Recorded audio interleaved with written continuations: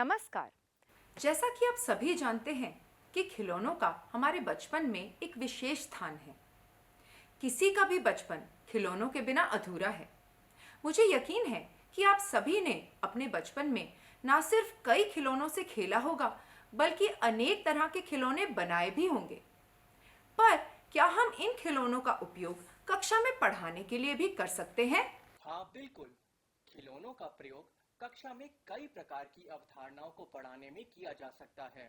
मैं स्वयं लट्टू, गुड्डे गुड़ियों एवं पतंग का प्रयोग अपनी कक्षा में करता हूँ। खिलौना शिक्षा शास्त्र का प्रयोग किसी भी आयु के छात्रों के साथ एवं अलग अलग विषयों में किया जा सकता है। मैं आपसे बिल्कुल सहमत हूँ।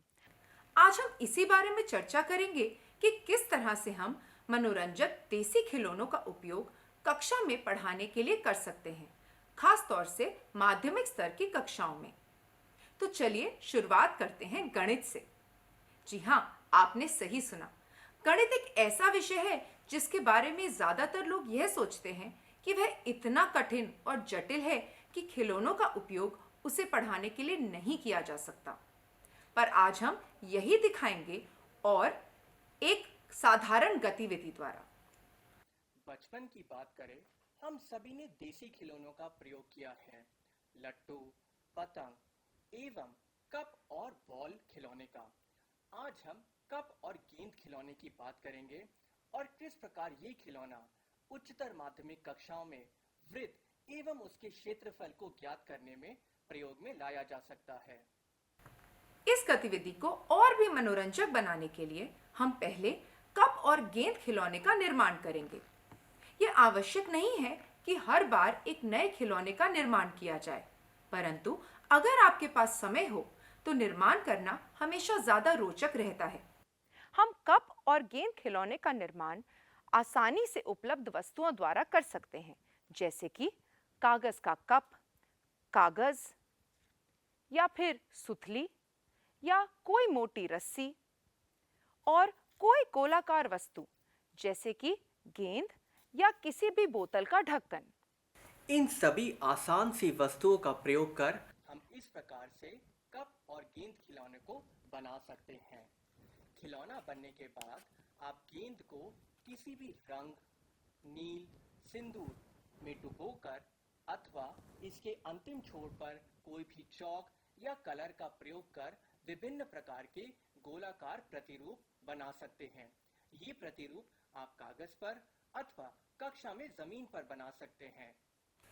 एक बार प्रतिरूप तैयार हो जाने के बाद हम उसका क्षेत्रफल निकालने के लिए आगे बढ़ सकते हैं। क्षेत्रफल निकालने के लिए हम एक पारदर्शी कवरिंग शीट या फिर पारदर्शी सतह का इस्तेमाल करेंगे। पारदर्शी सतह पर हम 1 बाय 1 की दूरी पर लंबाई एवं चौड़ाई में रेखाएं खींचेंगे और 1 बाय 1 का एक ग्रिड तैयार करेंगे। ग्रिड बनने के बाद आप प्रतिरूप का या किसी चयनित हिस्से के वर्गों की संख्या का आकलन करके क्षेत्रफल ज्ञात कर सकते हैं। यह तो केवल एक उदाहरण था। इसके साथ साथ हम कई और खिलौनों का उपयोग भी कक्षा में पढ़ाने के लिए कर सकते हैं, जैसे कि पतंग का। पतंग का उपयोग कक्षा में चतुष्कोश और उसके गुणों को पढ़ाने के लिए किया जा सकता है। हम चतुष्कोश के क्षेत्रफल अथवा हीरोन्स फॉर्मूला के इस्तेमाल को कक्षा में समझा सकते हैं एक पतंग के द्वारा। और इसके अलावा जो हमने अभी खिलौना बनाया यानी कि कप और गेंद, उसका इस्तेमाल भी अन्य विषयों को समझाने के लिए भी किया जा सकता है। तो आइए बात करते हैं सामाजिक विज्ञान की। भारत विभिन्नताओं में एकता का देश माना गया है। प्राचीन सभ्यताओं में कई प्रकार के खिलौनों का वर्णन हमें मिलता है। शिक्षक अपने छात्रों को इन खिलौनों के बारे में पढ़ने के लिए प्रेरित कर सकते हैं। इसके साथ साथ अलग अलग सामग्री का प्रयोग कर इन खिलौनों को बनाने के लिए भी प्रेरित कर सकते हैं। ये कप और गेंद खिलौना जितना आसान दिखता है उतना वास्तव में है नहीं। इस गेंद को सही तरीके से इस कप में जाने के लिए हमें सही मात्रा में बल एवं ऊंचाई के कोण का आकलन करना होगा। इस बात को हम विज्ञान की कक्षा में छात्रों को समझा सकते हैं। आइए अब बात करते हैं भाषाओं की। भाषाओं की कक्षा में हम कप और गेंद खिलौने द्वारा कहानी का निर्माण कर सकते हैं। एक रिले कहानी प्रतियोगिता का आयोजन किया जा सकता है, जिसमें छात्र खिलौने के किसी एक भाग पर ध्यान देते हुए कहानी का आगे निर्माण करेगा।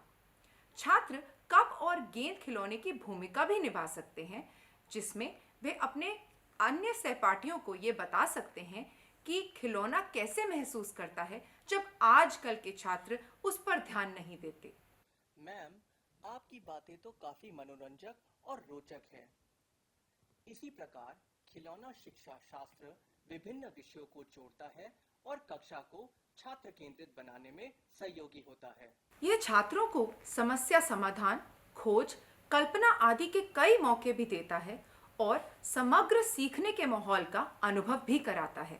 हम आशा करते हैं हमारी आज की इस वार्ता से आप अपनी कक्षा में कुछ विचार लेके जाएंगे और अपनी कक्षा को और मज़ेदार बनाएंगे। धन्यवाद।